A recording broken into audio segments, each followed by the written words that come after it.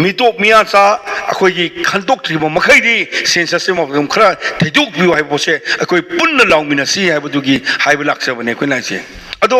हौसिकी सिगी फिमजला कांदा सरकार की ओइबा फिरेप्ता अदुनी सरकार दे कोइन हाइरे सरकार ने लौबिरतदी सरकार ने तौबिरतदी कमाय तौबा सरकार ने तौबिरतदी लेबिरीबा अखोई मयाम चंगकांदा अखोई पुन्ना हौरकांदा मखोइना हाइब ngамदबदो अइना मयाम की रिप्रेजेंटेटिव ओइरेगा अइना होम मिनिस्टर हाइब ngамदब मखोइ मयाम सिंगी ngамदब मोंगदो मणिपुरदा लेबा मयाम पुन्नमने इहो होरकांदा हाइजिसिनेबा ngasi काइदगसु हयें गायब याबगी लंबी म पीगरेनेबा अदुना लेबिरीबा लेंगाकबो कांगु मयाम सिंगसिनदु मागी सरकार काइदनेनबा मागी वोट काननबा खल्लकांदा खोजी खगी येंगा मिटोक मिया जाचनजे मिसंग चंगबगी मागी फिरतो लौथोकपियु अदुगी फिरतो अखोई तोकपियु हाइबदने अखोइना लाक्चरिसे डिलिमिटेशन हाइबसिने करिनो याम मरुवरिनेको सेंसस की मदुना डिलिमिटेशन हाइबसे अतै कैसु नते डिलिमिटेशन हाइबसी लेबाक अमा अखोइना लेबा ngasi लेरिबा लेबाक से डेमोक्रेसी चटपा लेबाक अमगे मनुंगदा इंडिया हाइबो ओरिबुलिना इंडिया हाइबो लेबाक सिदा लेबाक सिबु वाइल ने बगदमदा लेबाक सिबु ngang ने बगदमदा मी खुदिंगमक्ति लोइन यादबनिना इनडायरेक्ट गवर्नमेंट हाइदारे मियाम सिंसिगे मोचिनबा मी खर खलगा हाइरिब खलिब कांगु सिंदो अदुना लेंगा कदुनेबा को अदुबु हाइरिब लेंगा को सिंदुदगी मी खल मतमदुदा मी लेकाई की केंद्र की हाइबदारे को अदुगी मियामुम खलिनद्रो से खुदमोन हाइबदा अखोगी लेंगा को मखल अनिनी अमन मणिपुर की ओइन ngakchaba mama अमन इंडिया की ओइन ngakpama सुमिको मणिपुर की ngakपदुना लेरिब कॉन्स्टिट्यूएंसी से सिगी कॉन्स्टिट्यूशन की खल्ला कांदा लमसांग केंद्र की कनानो राजेन सिंगमाई केंद्र की कनानो रोबिंद्रो कनागी केंद्र की कनानो तोंबा कनागी केंद्र कना तोमर खलगा अदुन ngai natraba sina Manipur state ngakpa sina मसी अदुगा इंडिया पुंबगी ngakne दमगदमता मणिपुरी है मणिपुर जगह से मसीदी की एमपी मेंबर ऑफ पार्लियामेंट है ना मी क्या खले मी अनी खले एमपी लोकसभा की दा अमन कना खले ओजा बिमोन सुमिको अधिक अमन कना नो आउटर की दा कोई अल्फ्रेड सुमिको मोइन लोकसभा की राज्यसभा इन अमले हाइरेबा राज्यसभा जिदसु मोइन खनबा लेरिबा खलिबा मी रिप्रेजेंटेटिव मयाम सुंगम खनदोबा अदुइन कनो सना जावबा सुमिको सुमाइन खनमचिदा इंडिया की ओइन सुम खलकपा कलोइन खलकपो तमजुदा करी तौरकदगे हाइब मतमदा लेजिस्लेटिव असेंबली एमएलए मिसरामगी सही मंगागी क्या नो लुपा करोड़ ने सही अमगी करोड़ लेदने लोकल एरिया डेवलपमेंट है ना मलेबदो सुमिको अदुदी थादर को पैसा जो चच मानेबा मानद्रा सेंमाइदा थादबदुगा लमसांग थादगो माननेबा अदुबु खेनाबा मखले सिगी तांजादा करी सिदा आसान मिना नाइबा मलेदोरेबा करी आसान मिना नाइबना हाबदा मोगी केंद्रगदी याम पी मी मसिंसु यामदे आइगी जगाती लमसु याम चावी मी छु याम यावमी आइंगोंद थादरगो सेनबमदुगा मांगोंद थादरगो सेनमु चामाने अदुबु आइगी मी याम यामबनिना आइगी केंद्रसिदा मी लिसिंग हुमरा लेरे मी लिसिंग हुमरादा लुपा लाख करोड़ अनि पिरे मागी सिंगमई केंद्रगी जगह मी लिसिंग कुन मंगा खले मागी करोड़ अनि पिरे अदुदी करोड़ अनि दुना मयाम की पिरे होन मोदमदा कनादा उजेरे कनाना उजेदे मी याम द बकामुदुदी याम फंगदुनेद्रो सुमिको सेमको थौरांगदु याम फैदना आइगी जगह दुसु मी याम यामे लमसु याम चावरे लुपा करोड़ अनि खक्तु ओरे अदुदी सेमम खंगद्रेबा सुगुमसे लेतने बगिदमदा चाप मानबा मी मसिंदा रिप्रेजेंटेटिव है साब मानबा नंगजु लिसिंग खुथा ओरगदी केंद्र मदा आइजु मी लिसिंग खुथा ओगदमनी नंग लिसिंग याखै ओगदी आइजु लिसिंग याखै ओगदबनी हाइबगी पोट अमा लेबसे मसिगी अदुदी खाइदो खाजिन नोइदि मी याम यामे नोइदि मी खरा लक्थोगे लम मी लक्थोबा यादबने लम मन खोचलगे सोमना नोइनि सिंगम ओइरो सोमदने लमसांग ओरिगेना खाइदो खाजिन दौबसे मसिबु करी कौये हेबदा डिलिमिटेशन कौये बोजा डिलिमिटेशन हाइबदी सब मानबा मी मसिंग युमफम ओरगा लेंगा वाइल तौननबगदमता डेमोक्रेसी तौबा जगह खाइदोबदो डिलिमिटेशन कौयेबा हाइरिब डिलिमिटेशन जे करीदि युमफम ओइगदिगे हाइबदा मी मसिंग युमफम ओइगदोनेबा सुमिको मी मसिंग दो कराना थी सेंसस नती हुजे कोई ओरिबु सेंसस से मशीन सेंसस ता थीगे दोनेबा सेंसस ता मी मशीन थीरब मतुंगदा मदुदी के फंग मतुंगना ओ अदुदी बो थादब याब मी न कयानो थादब यादब मी कयानो सही तरा निपान के मखादा लेबने कयानो तोरगा अदुद बेस तोर दोनेबा अदुना हुजे अखोय नंगासी सेंसस की मिकोक थीरिबसे मसीगी मिकोक थीबसिसु करिनो हाय मतमदा मदुगी रिकॉर्ड की मतुंगिना इलेक्ट्रॉनिक रेल स्वयं दो स्वयं बदोरिनी इलेक्ट्रॉनिक रोल की मतुंगिना डिलिमिटेशन तौदोइनेबा अमुक सही तरा तरा खुदगी सेंसस तौवे हायबनिना 2011 दा मिकोक मु थीग्रेबा को 2011 दा मिकोक थीबगी सांगचतो मदुदा डिलिमिटेशन तौरक तारगदी सीट क्या मांगने हायबनदा सीट तरुक मांगने मुलक तौरब लेबाक अमदा लेरिबा मीसिंगदो मागी मीसिंग अदुदगी मागी युमलोनब लेबाक सिंगी लाकपो मी मयाम सिंगदुना हेंजनगिदना मागी मीचे पुंग मुटखरगा अनोब लाकपो मी कांगबुसिंगदो अदुगी मी गाथु ओइगेबा ngasi mi yellow mi ni le jermu mayam singse kanana landar ke boji kanana landar ke am da habiyo khoi na landar ji kanano boji landar ji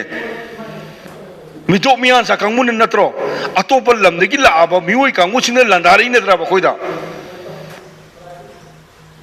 ko harim kangbu ja khoi na tv da khoi wanga mu madam da khoi harim mi to mian sa haibani mi to mian sa illegal immigrants adu ma harim gane ba illegal immigrant mayam sing duna khoi da landar abane ba ai khoi ngak pungam drabane ba masigi thong masigi mong se khoi muthak laba khunai magi lichat ne ba harib lichat se masi lani khai bu nupa duna challenge and response na haina wai seasoner banina challenge ji kaino aikoi singna ba lady ba singna ba mayam ji response ji kaino madu bu aikoi na ngamna na ba kado ba aikoi mukna ba haidare aduna huji aikoi tari che aikoi mukna ba mlai re bu ji aikoi na thingnari ba challenge se masi aikoi na response se pha na ta hu ta ra gadi aikoi ahing bu khunai mo oigane dari haibumi me amne hairab me mito mian jala e social norms ka re lusing bale ekta ma to banga le masi khang ba tar gadi madugi ekoi khitang na kamdong na ekoi na karam lambi am da sala ka da ekoi madugi maya mungna mo ma do ekoi mungnar ka na kan ekoi na opportunity oina apabu wona onto ka da ekoi ngamna chakki badar gadi ekoi khunai ji kan gane ba aduna khunai ji kan na bo khona mo tam da khwai gi maru oi ba keno di keno da ekoi isana isabu gyan ta bane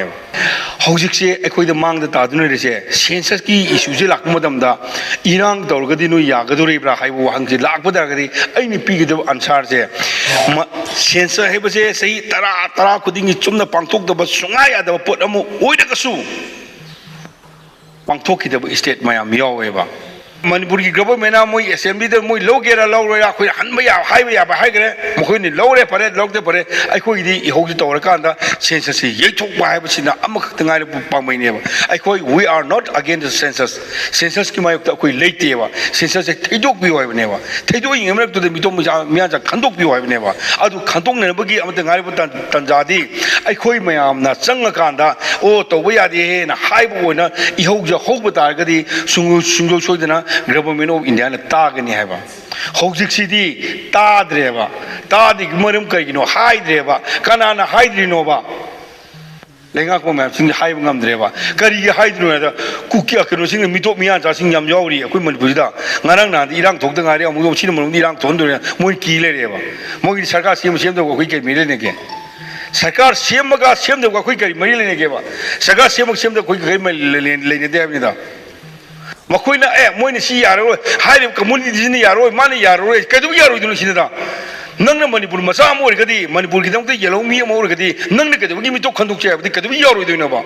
moi amani ni yaro haina leiri ba lengak se ki le gadi hosi gi lengak si kana gdam gal leiri no ba ai khoi miang gdam gal leiri ra mi to gi dam gal leiri ra hai ba se hang tok ta bra ba si ne ba ina hai ni se leiri ba lengak sina mi to gi khandori bra manipur miang gi khandori bra manipur hebja ikoi min dawri si manipur je hingmine khung ma kine ba mai te inate ba ꯍꯧꯖꯤꯛ ꯁꯥꯏꯔꯤꯕ ꯁꯤꯒꯤ ꯂꯝꯁꯦ ꯑꯩꯈꯣꯏ ꯂꯩꯃꯤꯟꯅꯔꯤꯕ ꯑꯩꯈꯣꯏ ꯄꯨꯝꯅꯃꯛꯀꯤꯅꯦꯕ